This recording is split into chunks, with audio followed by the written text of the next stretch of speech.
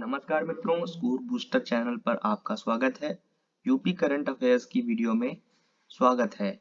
इस वीडियो में हम कवर करेंगे 15 नवंबर से 30 नवंबर के बीच के करंट अफेयर्स और इस बार हमने प्रैक्टिस प्रश्नों को वीडियो के बाद में रखा है।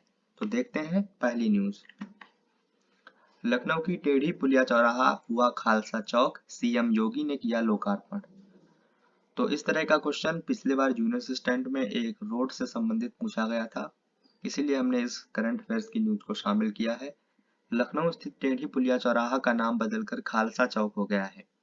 सिख धर्म के 10वें गुरु और खालसा पंथ के संस्थापक गुरु गोविंद सिंह थे। 24 नवंबर को गुरु तेग बहादुर शहीदी दिवस मनाया गया और 27 नवंबर को कार्तिक पूर्णिमा पर गुरु नानक देव जी का प्रकाश पर्व मनाया गया। तो आपको याद रखना है कि ये टेढ़ी पुलिया चौराहा लखनऊ में स्थित है, जिसका नाम बदलकर खालसा चौक कर दिया गया है। अगली न्यूज देखते हैं। अयोध्या दौरे पर हॉट कुक्ड मील योजना का शुभारंभ किया गया।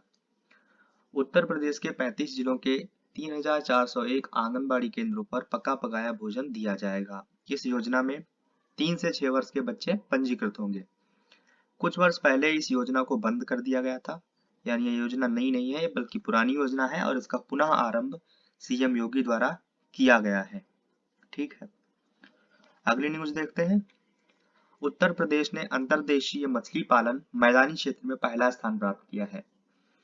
तो उत्तर प्रदेश ने जब स्थान प्राप्त किया है तो हम लोगों को पढ़ना जरूरी हो जाता है।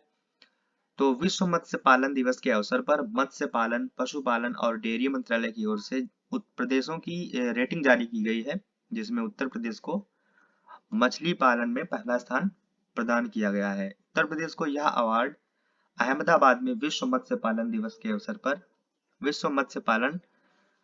पर 21 से 22 नवंबर को आयोजित ग्लोबल फिशरीज कॉन्फ्रेंस में दिया जा चुका है। तो यहाँ पर हम नोट करने वाली बात देखते हैं कि प्रदेश को मत्स्य पालन का हब बनाने के लिए चंदौली में 62 करोड़ की लागत से अल्ट्रा मॉडर्न फिश मॉल का निर्माण किया जा रहा है। तो ये नोट करके रखिएगा आप लोग। आगे देखते हैं अगली न्यूज।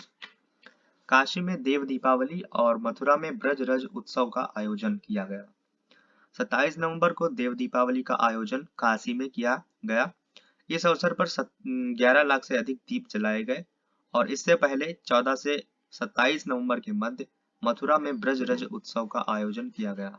इस अवसर पर प्रधानमंत्री नरेंद्र मोदी द्वारा संत मीराबाई की 525वीं जयंती पर डाक टिकट और 525 रुपए का एक सिक्का जारी किया गया।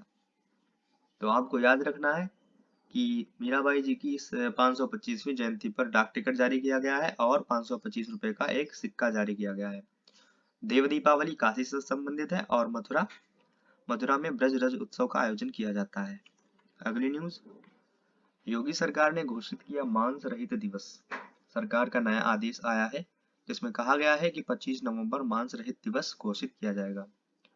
यह दिन सिंधी समाज के साधु टीएल वासवानी की जयंती है और इस आदेश में कहा गया है कि महावीर जयंती, बुद्ध जयंती, गांधी जयंती, शिवरात्रि और टीएल वासवानी जयंती पर सभी नगरीय निकायों में स्थित पशु वधशालाओं और गोश्त की दुकानों को बंद रखा जाएगा। टीएल वासवानी सिंधी समाज के साधु हैं और इनका पूरा नाम थावर दास लीलाराम वासवानी है। इनका जन्म 25 नवंबर 1879 को हुआ था हैदराबाद सिंध में।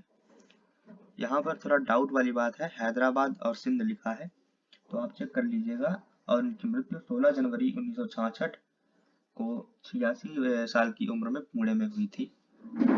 और राष्ट्रीयता भारतीय है, गृहनगर हैदराबाद सिंध, शायद पाकिस्तान का होना चाहिए यहाँ पर। और इनका धर्म हिंदू है, माता पिता लीलाराम और वरण देवी इनकी माता का नाम है। अगली न्यूज देखते हैं। कानपुर में हस्तशिल्प महोत्सव का आयोजन किया गया। कानपुर में हस्तशिल्प महोत्सव के आयोजन में 29 राज्यों के लगभग 150 से अधिक स्टॉल लगाए गए। इनमें प्रमुख आकर्षण के केंद्र रहे कश्मीर की पश्मीना शॉल, राजस्थान के लहंगे, मुरादाबाद के पीतल के बर्तन और अलीगढ़ के ताले। तो आपको याद रखना है कि अलीगढ़ तालों के लिए प्रसिद्ध है, मुरादाबाद पीतल के बर्तनों के लिए, और ये तो दूसरे प्रदेश के हैं, राजस्थान के लहंगे और कश्मीर की पश्मीना शॉल। आगे बढ़ते हैं। बुंदेलखंड एक्सप्रेसवे यूपी का पहला सोलर एक्सप्रेसवे बनेगा। पब्लिक प्राइवेट पार्टनरशिप यानी कि पीपीपी मॉडल के जरिए इसका विकास किया जाएगा और यह प्रदेश का पहला सोलर एक्सप्रेसवे होगा। इस एक्सप्रेसवे पर 550 मेगावाट से अधिक सोलर पावर का उत्पादन किया जाएगा। इस स्लाइड में उत्तर प्रदेश के कुछ अन्य प्रमुख एक्सप्रेसवे दिए गए हैं जिनको आपको देख लेना है, तो आप देख लेंगे आई होप, और ये बहुत इंपॉर्टेंट है तो इनको आप एक नजर में पढ़ लीजिएगा। आगे बढ़ते हैं। ट्रिलियन डॉलर इकोनॉमी योगी सरकार नामक पुस्तक का विमोचन किया गया।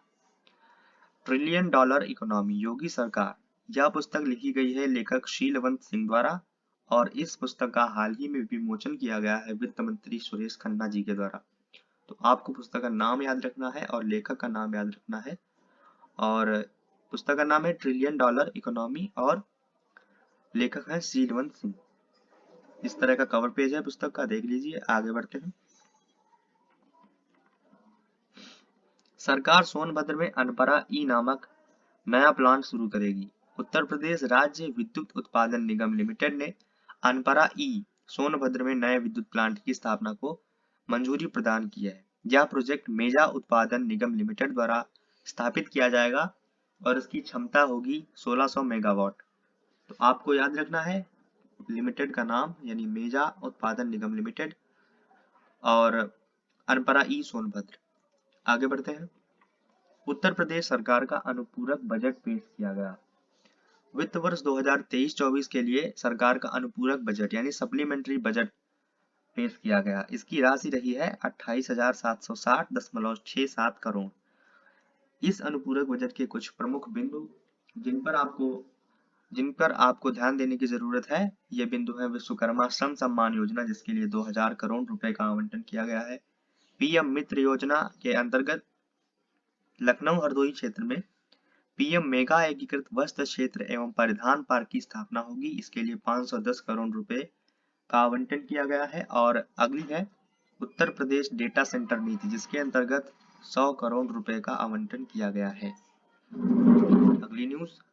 अगली शॉर्ट न्यूज है। उत्तराखंड के सिलक्यारा टनल रेस्क्यू में शामिल है जांबाज बुलंदशहर के 5 रेड माइनर्स। अगली है लखनऊ में महाउद्यमी सम्मेलन का उद्घाटन सीएम योगी द्वारा किया गया। मथुरा में देश का पहला गौ अनुसंधान केंद्र शुरू हुआ। सोनभद्र के फॉसिल्स पार्क को जल्द यूनेस्को विश्व धरोहर सूची में शामिल किया जाएगा। अगली शॉर्ट न्यूज है। सहारनपुर में बनेगा टेलीकॉम सेंटर ऑफ एक्सीलेंस। मिस्र ने भारत के साथ इत्र व परफ्यूम उद्योग के लिए व्यापारिक करार किया और इत्र नगरी कन्नौज में यहाँ के जो वैज्ञानिक हैं इनको प्रशिक्षण दिया जाएगा। अगली शॉर्ट न्यूज है। वाराणसी में खुलेगा फ्लोटिंग सीएनजी स्टेशन। फ्लोटिंग यानी तैरता हुआ सीएनजी स्टेशन। बदायूं में प्रसिद्ध ककोड़ा मेला का पूजा अर्चना के साथ हुआ शुभारंभ और फिरोजाबाद का नाम चंद्रनगर करने का प्रस्ताव वहां की नगर निगम द्वारा पास किया गया। सीएम द्वारा अंतर्राष्ट्रीय सैयद मोदी बैडमिंटन चैंपियनशिप 2023 का उद्घाटन किया गया।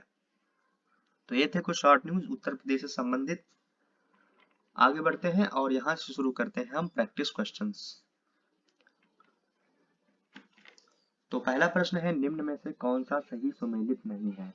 विकल्प है देव दीपावली बनारस, दूसरा विकल्प है ब्रज रज उत्सव मथुरा, तीसरा है देव दीपावली बाराबंकी और आखिरी विकल्प है बेरिया घाट मेला आगरा। तो आपको बताना है कि कौन सा सही सुमेलित नहीं है। तो देव दीपावली महोत्सव जो उत्सव है वो हम देख ही चुके हैं कि बनारस यानी काशी में लगता है। ब्रज रज उत्सव आज ही पड़ा है मथुरा में। देवा मेला बाराबंकी से संबंधित है तो option D is the right answer, Beriya Ghat मेला आगरा। आगे बढ़ते हैं। देश का पहला गो अनुसंधान केंद्र कहाँ शुरू किया गया है। विकल्प है सोनभद्र, गोरखपुर, देवरिया या फिर मथुरा। तो देश का पहला गो अनुसंधान केंद्र मथुरा में शुरू किया गया है। Option D is the right answer. आगे बढ़ते हैं। निम्न में से किस स्थान पर टेलीकॉम सेंटर ऑफ एक्सीलेंस की स्थापना उत्तर प्रदेश में की जाएगी। ऑप्शंस आर गौतम बुद्ध नगर, मेरठ, सहारनपुर या हापुड़। तो इसका सही उत्तर है ऑप्शन सी सहारनपुर।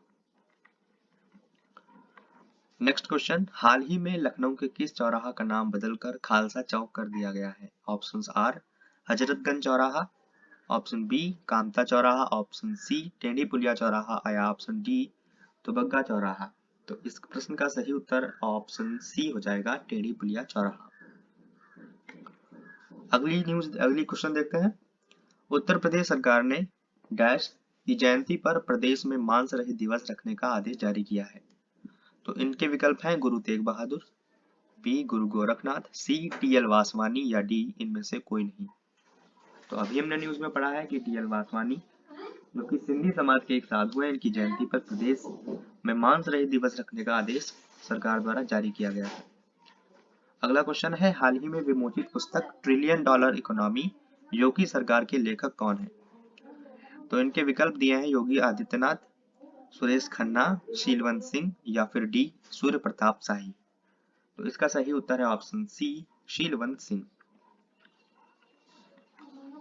आज के इस वीडियो का प्रश्न रहेगा, लखनऊ में स्थित लाल इमली मिल किस प्रकार के वस्त्र के लिए प्रसिद्ध थी?